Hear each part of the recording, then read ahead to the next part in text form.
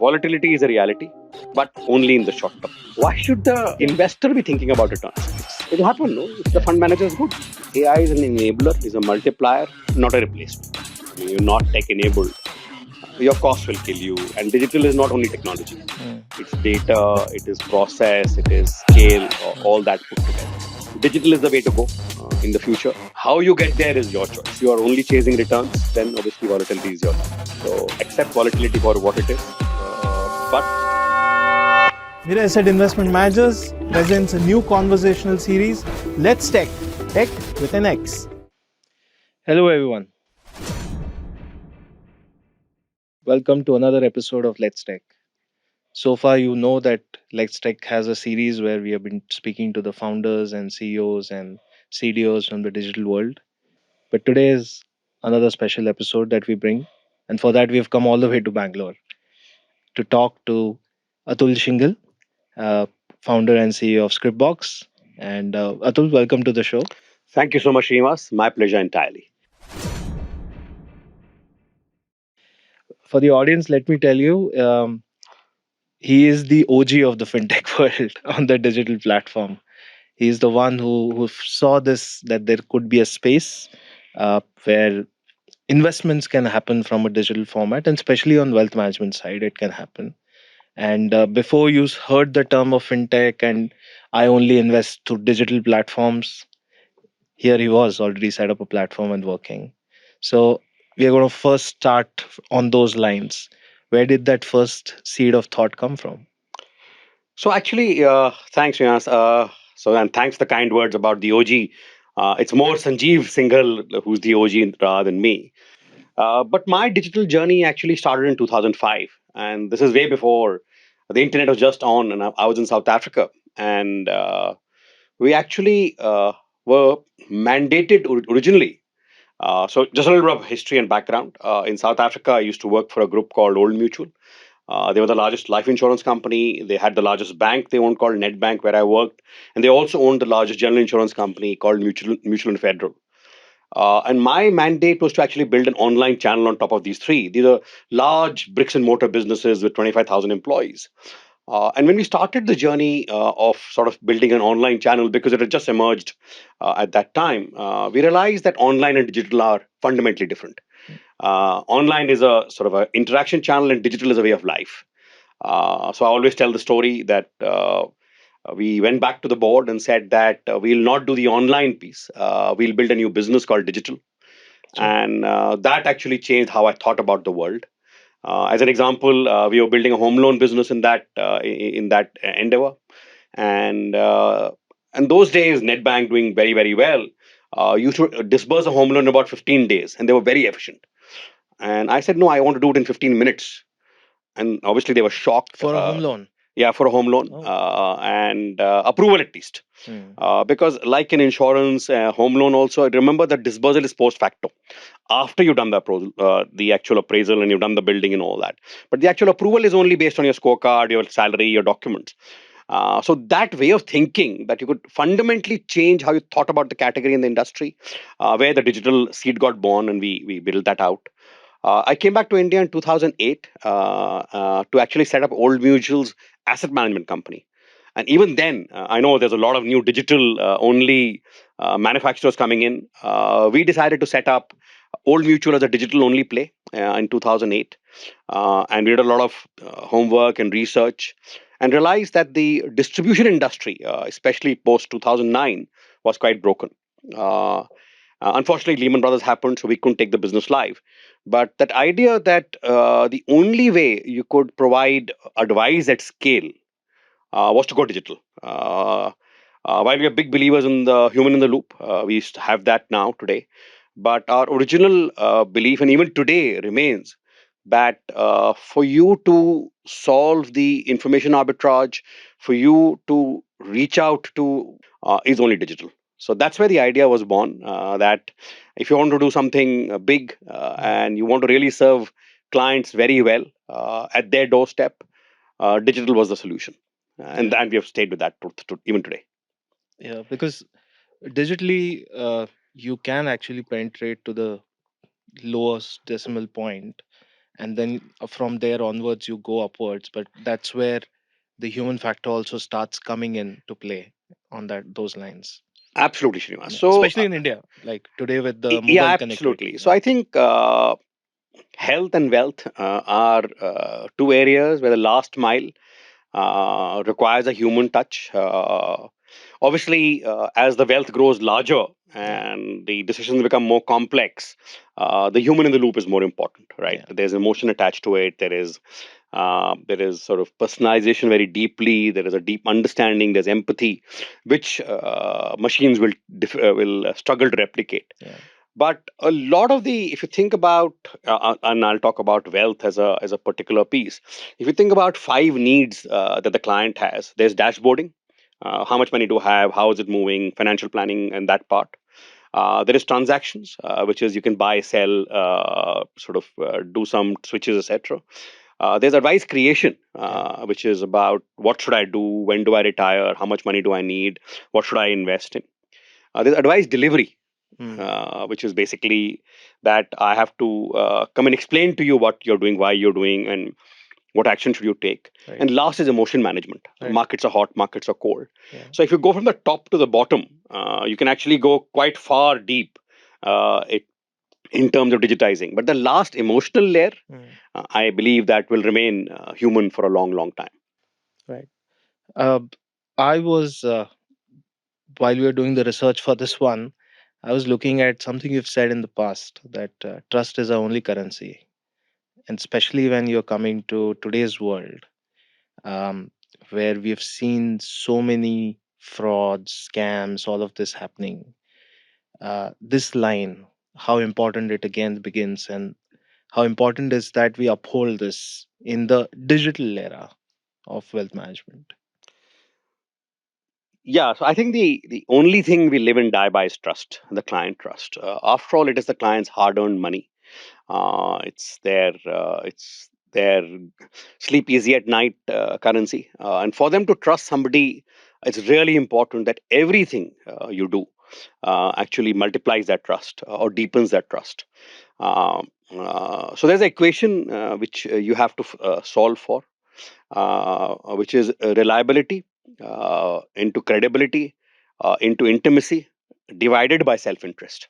So the moment the client sees that you have self-interest, they will walk away, right? So the first thing we eliminate in anything we do is self-interest. So what digital does allow you to do is actually multiply the trust, because this industry, as you know very well, there's an information asymmetry between the user, and one of the powers of digital is that it removes that information asymmetry. It makes information ubiquitous. It makes information easily available. Money need can happen anytime, and you need to have that conversation. What's happening? Typically, you'll do your financials on a Saturday evening, Sunday Yeah, evening, right? yeah, And absolutely. Yeah. you sort of say, "I work 9 to 6." Is just, I think, wrong. Now let's rewind a bit. In your earlier days when you started, and this whole platform business started sort of really surface post Demon in 2016. But prior to that, there were very few players, and they were doing that. How do you see the investors' perceived notions towards, say, doing a transaction digitally then, post or maybe post 2020? What evolution you saw? Now, obviously, everybody uses, and I think quick commerce. So this combination of smartphones, low cost data, demon, COVID Yeah. has obviously been in the right direction. But I will say this with all humility.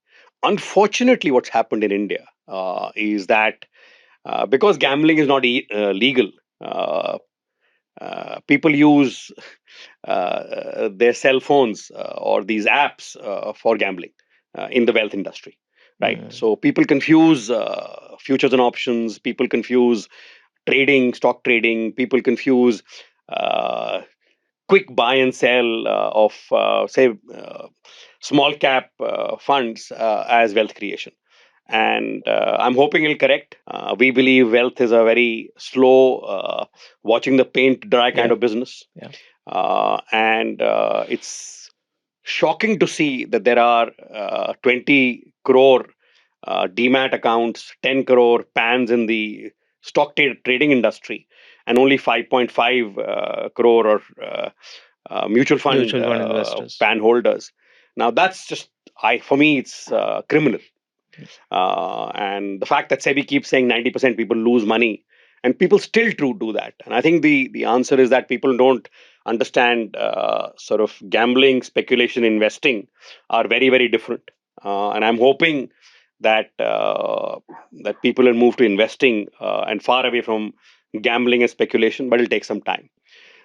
So, I mean, to a long answer to your short question, that how we've seen the industry evolve is that the early adopters came onto the web and came onto the Yeah. mobile to start managing their wealth and to Yeah. start understanding it. But I think the people who came in later, some of the players, and I think they've done a phenomenal job of opening up the category, came with a mindset of the quick commerce, e-commerce mindset, cheap, fast, popular, rather than long-term wealth creation. So I've seen apps or websites which say most sold fund yesterday,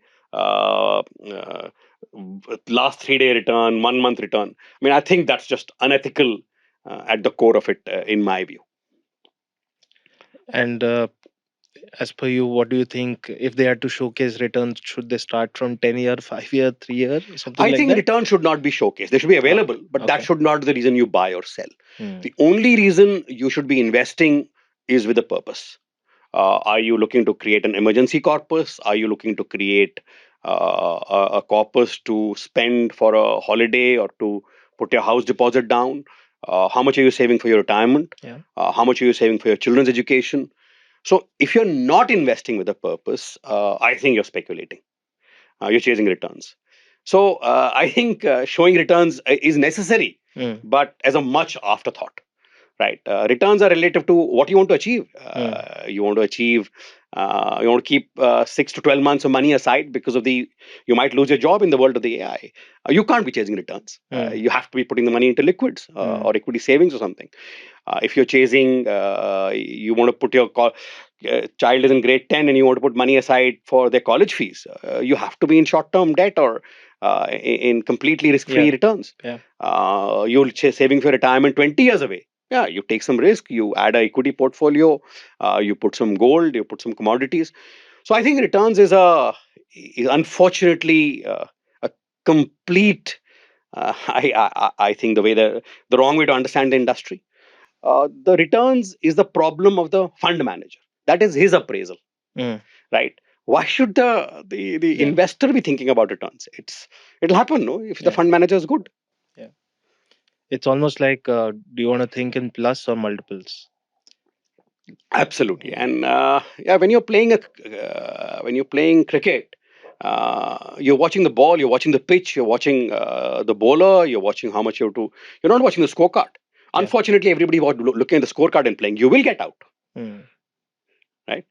So So you just mentioned about, say, bucketing in emergency, short-term planning, child planning. Are you seeing investors now adopt gold investing, or it's still in evolution phase? given just the numbers that there are more people signing up to, and you just look at the inflows into small cap. I Hmm. have nothing against small cap personally, Yeah. but the fact that that's got the largest inflows, something is wrong fundamentally. I mean, all the fund managers, all the more experienced AMCs are telling you be careful. Lots of AMCs have shut down small cap inflows, but that continues. So to me, that one correction, Hmm. we've only seen good times. Hmm. There's been a secular bull run for some time. And just the reality is in a 10-year, if I take a 5-year view, the Indian economy is strong. We will see great returns. But it's could be a bumpy ride for the next few months, few quarters. And I hope people will see sense. And speaking about the bumpy ride, last 6 months I've seen everything. Oh, absolutely. I mean, but I mean, the Indian market is resilient. I mean, we've had Yeah. anything you could have had. You had the Indo-Pak skirmish. You had Ukraine. You had Israel. You had bombing in Iran. You had a new president in the US. So I think anything which could have gone wrong has gone wrong, but the markets remain resilient. So there is depth in the Indian market, uh, but I think those heydays of 14, 15% secular returns are probably behind us. Mm. So, have you seen the investors behave differently in the last 6 months? Or somebody who's just starting off, is there any behavioral patterns that you've seen on the platform? Also, but along with that, if there's somebody who's like trying to do a digital business today, uh, is that catching those people today and telling them the past stories and all, does it make sense, or you need to be now a little bit more balanced in your approach?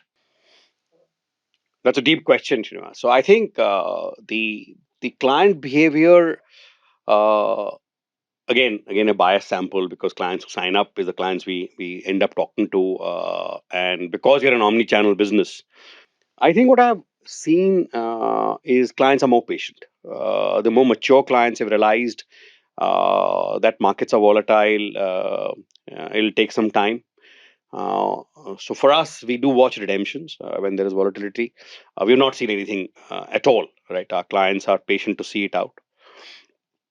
In terms of a new player in the digital world, my only advice is that it takes a long Yeah, time to build a business. So be patient. right. And yeah, as I think we were talking before the podcast, that I know it's wealth is an old business. It's been around for 100 years. It'll be around for another 100 years. But it's a long game. Yeah, If you're in it for the long game, if you're in it for, I yeah. remember the first time I did an investor pitch when you were talking about the only diagram I had was a snowball. Right, I said this is a snowball. Mm, It's a the mm, thing. Yeah, it will pick momentum, but once it right. becomes big, Yeah. it'll just continue to get bigger and bigger over time. So somebody entering the category, it'll take time. There's no shortcut.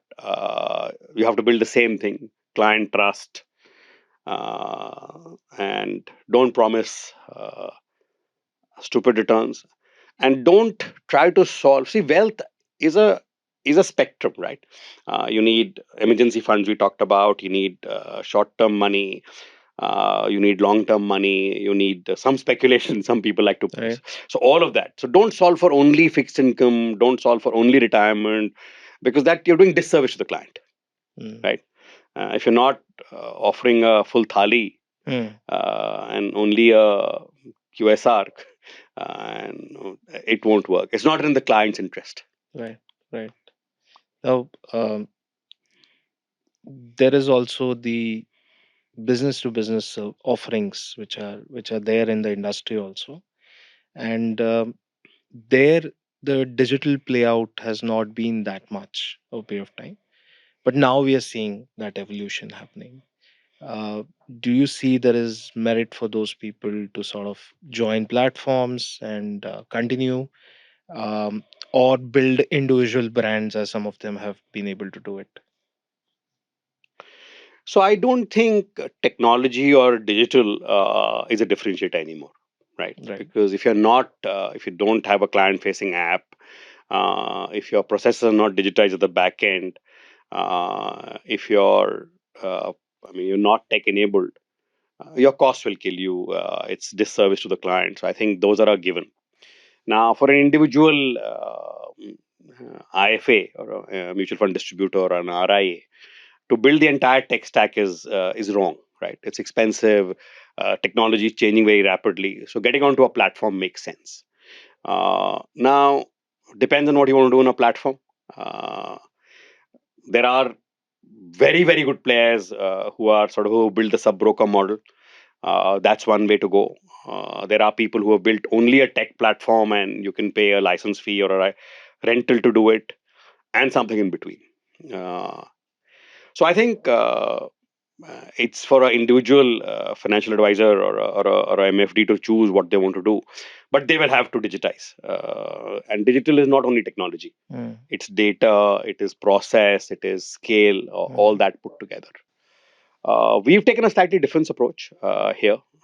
We found that uh, there are very, very good wealth managers out there, or distributors out there, who built a great practice, have built scale to a certain size in that, in their geography.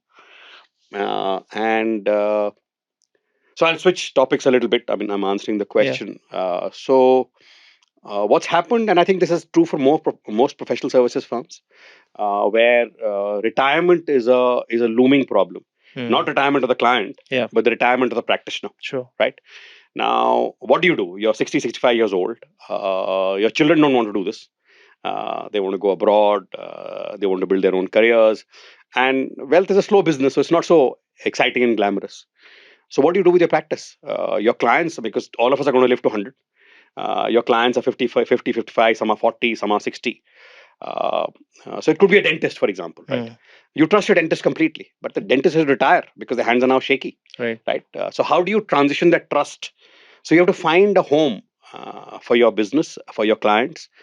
So to answer your question again, digital is the way to go in the future. How you get there is your choice. The From the beach you can see the island. You build your journey. Yes, Yeah, yes. sure. Many paths to God. Right. So, but you have to get there.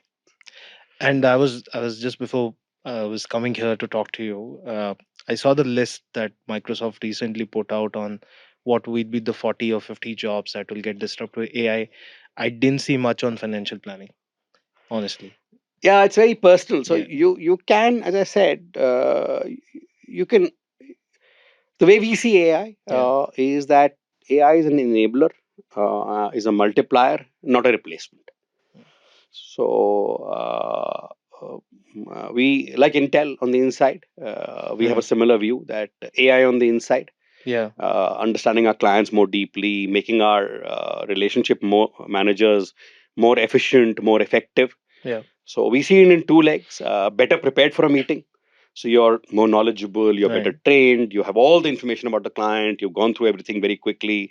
And at a client level, the institutional memory is within the company. Right. So that the client could have said something in a meeting, could have WhatsApped you. Today, the client is not, it's seamless for us, right? They could come to our app, they could come to our website, they could call the contact center, they could talk to an RM, they could send an email, they could do a WhatsApp. You have to have retained that memory, which is when you said an individual IFA struggles with all of that, right? Beyond scale, because you can do it for 5, 10, 15, 30, 50 clients. How do you do it for a million, right? So that's the idea. So how do you be better prepared for a meeting? And how are you more effective? So if you don't know an answer, see, we all can't know everything. So how quickly can you answer the question knowledgeably with grace? And with this, obviously, when it's the platform business, interactions are either too frequent or they are periodical in nature. How does one drive the asset allocation thought then for audience which is only connecting digitally with you or virtually to you? And maybe you've already mentioned that a large part of it is handled by humans, but still it's not very physical in nature. So how does one at a platform level handle that? So digital is actually, as I said, is not the technology behind it. It's the data, it's the process, it's the scale. So how you do it is by having information always available to the client and to you, right? So we insist that every client who signs up for us goes through a financial planning leg, right? So we know why they're investing. And you just match your asset allocation against that. You review it monthly, you audit it quarterly, or you talk to the client every quarter. And this is all done digitally, right? The only way to hit that is scale. Right. So as I said, the advice creation is digital. The delivery could be on the platform or could be human, right? But the creation part is as much math as possible. Obviously, it's a very strong research team. A lot of domain expertise goes in. I would probably spending 20-30% of my time personally on just the research, What are we saying to clients? Why are we saying what we are saying? And it starts at the highest macroeconomy, microeconomy. What are our views? Fund managers, and obviously it's right to left, left to right. So there's domain knowledge, expertise coming in from the right, and a lot of math. So I spent some of my formative years, about 10 years, as an analyst in Capital One. So yeah, I understand a little bit about math. Scorecards, etc. So yeah, a lot of science goes into how we create advice. When you say maths, I think one most important factor is the compounding formula, Yeah. right? Where raised to the power is the most efficient and married to time. I think what we started off this conversation was you need to give time, both from a business perspective, building a platform business versus the client's own time, energy, effort, and this whole formula has to also come in with that factor of what the client needs finally, and that everything when it aligns is when growth will happen for the entire business. From a participant of this platform business and this ecosystem, where do you think the platform evolution is now headed in the next direction? Where do I see the platform go? I see the platforms becoming, I would just say, more human, in the sense that, uh, and I think the omni-channel sense. Earlier, your interaction in the contact center versus your interaction, say, on the app or the web, versus your interaction through some other channel was very different. We see that as being seamless. So whether it's WhatsApp, whether it is email, whether it is voice, whether it is, so I think though the platforms will evolve to becoming, and what that will also do, Srinivas, is that uh, the total cost of ownership at a client level will keep coming down. So because technology allows you to scale, right? Uh, So so initially there's a cost. there's a cost to build. Is a cost to. So it's not a one-time cost. Remember that. So we have, say, about 200, 220 people who work for us. It's a third, a third, a third. A third are relationship managers who are directly talking to clients. A third are operations and sort of office, and the third are tech plus product plus innovation. Right? Everybody works together, right, to give client outcomes, because you have to keep evolving. So where do I see the platforms going? I see the platforms becoming more efficient, bringing down the cost of ownership, making the clients more knowledgeable. Uh, yeah, so I think the entire value chain will keep getting better. The next question on my mind here is, in business and as well as in investing, there's a phase of growth and there's a phase of volatility, right? What is good? Do you see volatility married with growth, or do you see that uh, from a business perspective, one way only, investor one way only, volatility? How do you see that equation? And I want an answer from an investor perspective as a business perspective. No, so both are realities all the time, right? So if you depend on the time scale you're looking at. So if you're looking at daily, weekly, monthly, volatility is very high, right? Things will go wrong, markets will correct. If you the moment you move your time frame to years, I think India's story is growth. Sure. Right. So I believe you have to tide over the volatility. The role of an entrepreneur, the role of an investor, is to be aware of volatility. So people ask me, Atul, what did the Nifty do? I say, I have no idea, because I don't manage it. No, I manage my clients' money. How is my clients' money growing? Is it stable? Are they putting money aside? Do they know what they're doing? Is really important to us. So to my point is that volatility is a reality, but only in the short term. And short term could be a year, maybe 18 months. But growth is our DNA. The country is in the Indian economy is strong. If I take a 10-year, 20-year, 30-year view, I think the Indian story is strong. Indians are enterprising by nature, are hardworking by design. So I think at an investor perspective, patience matters, compounding matters, staying the course matters, growth will happen. Uh, if you are only chasing returns, then obviously volatility is your life. So accept volatility for what it is, but believe in growth. I read somewhere you mentioned that while you were growing up, the common joke between all your friends was that if you're 50 lakhs in good enough, you can retire. What it will be today? And yeah, you may not give me the number that is on your mind, but is there a formula for today's time for people to remember? uh, so depends on what retirement means to you. I mean, retirement today has changed from our parents' generation, Yeah, where you went back to your hometown. My father, God bless his soul, at 58, 59, he was a lieutenant in the army. He left 60, he retired. And the next 25 years he spent in a lovely little house, or lovely large house in Dehradun. So his concept of retirement is very different. Our sure. concept of retirement is travel. Our concept of retirement is a lot more outdoor, a lot more sort of being active. Now, in terms of the formula, my view is if you own the house you're living in, right, which you should Yeah. at some point, time, at least post retirement, and your larger, I wouldn't say obligations, but commitments, children's education, any dependents have been taken care of, Mm. then I think a multiple of about between 30 to 32 of your monthly expenses, or your annual expenses, sorry, should be sufficient.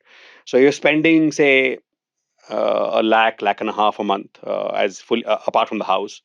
So So it's about say 18, you're spending 10 lakhs annually. 12 lakhs का Yeah, मोटा math hai. Then you add another 3 to 5 lakhs as one time expenses, right? You will take a holiday, you sure. will do other stuff, some medical emergency, and maybe another 2 to 5 lakhs every 5 years to buy a new car. Yeah, I'm indexing it, so about yeah, 25 lakhs, or say 10 lakhs every 5 years to upgrade, because houses needs development. sure. You need a new buy a car. So about 25 lakhs. So people confuse that 12 lakhs is the only number. Hmm. 25 into, say, 25, so about 6 crores to 7 crores for that kind of lifestyle, Yeah, in uh, a larger city. in a larger city. Yeah. In a town like Dehradun, I think 3 to 5, 3 crores Hmm. is efficient. But I think it's very, very, very, very important is that everybody thinks about a second career, Hmm. right? Whether it is, or a some way to keep yourself busy. You Hmm. write a book, you become a delivery guy, you do something. But Hmm. if you're not mentally engaged, and that mental engagement is not giving you some remuneration, Right. it's going to be challenging. Hmm. So I'm hopeful that with the advent of AI, a lot more careers will open up, Hmm. a lot more opportunities will open up. Sure. So while there's a lot of fear in the whole category about job losses and what's going to happen, yeah, I think it's one more enabler which will Yeah. open up a lot more opportunities for Yeah. the common man. I remember being awake on 31st December 1999 because Y2K was coming. Then I don't know what happened to it, but we progressed. Yeah, I used So, to work for yeah. Stanchart those days, and I was actually in the war room. So everybody, my wife was very angry. New Year's, Yeah. 2000, no, we had to be in the, nothing happened. Yeah. We were home by 1:30 at night. But yeah, we were all Yeah. very prepared. So when mobiles came in, as I said, I built a digital business in South Africa in 2005, 2006. Smartphones didn't exist. Right. Uh, Absolutely. So, just last three quick questions. Is there any book that you've read which has had an impact, especially from a finance perspective, you want to share with the audience? so I'll name two books. Okay. One is To Kill a Mockingbird, Atticus Finch. It's my all-time favorite. The impact in finance is about ethics, right? Mm. Uh, it's how you live your life. Always be honest, always be honorable. It's easy to say. How do you do it? It's a small e ethics. How do you treat your vendors? How do you treat your partners? How do you treat the person who serves you coffee and your investors? So that's had a lasting impact on Mm. my. So that's a book I recommend highly to everybody. Sure. And then there's obviously Morgan Housel's The Psychology of Money. It's such a basic book. It teaches you that power of compounding. Take your time. So those two books are, I would just Sure. compulsory reading for everybody. Is the way to think about it. Any movies in the same order? I wouldn't say. Obviously, Shawshank Redemption is a great movie, bucket list. But the example I typically give, there used to be a series, is before your time definitely, called MASH. This is about two doctors, MASH, MASH. MASH. Okay. It's an old American serial. It's about two doctors, army doctors, in the time of war in Vietnam. What's beautiful is that they're in this all this adversity. They're in this very difficult situation, and they've got wounded and dead coming in, but they've got a great sense of humor, a Oh, great sense of commitment, the great sense of just taking life as it comes. yeah. Right, so they don't take themselves too seriously. They're very good work. They're very good at what they do, but they have fun what they do it. So that actually is how I think about work. That Mm. yeah, like you said, volatility, Yeah. crisis, that happens Mm. every day. Don't let it get to you. Have some fun, smile, Sure. laugh. Sure. And is there anything in your free time you would love to do which you don't get time enough to do? I'm a very avid golfer. Okay. So bad golfer, but avid golfer. So I'd love to spend more time on the golf course. Unfortunately, Bangalore doesn't have enough golf courses, first. And secondly, it's a large commitment in terms of time. Yes. So when I see time, it's a combination of obviously work, but even family, right? So you have to spend enough time with the family, because I think it's the family is as important as work. Sure. I think we'll leave it at that. That you just heard that health, wealth, family, all three important, and manage your time, because if you don't give time to your investments, then they won't grow. Atul, fantastic having you on this episode. It was great chatting with you. Thank you so much for doing this. Thank you, Srinivas. Thank you so much. I enjoyed myself thoroughly. So that's another episode of Let's Tech. We will see you with someone who will come and give you some more insights on the next episode. Thank you.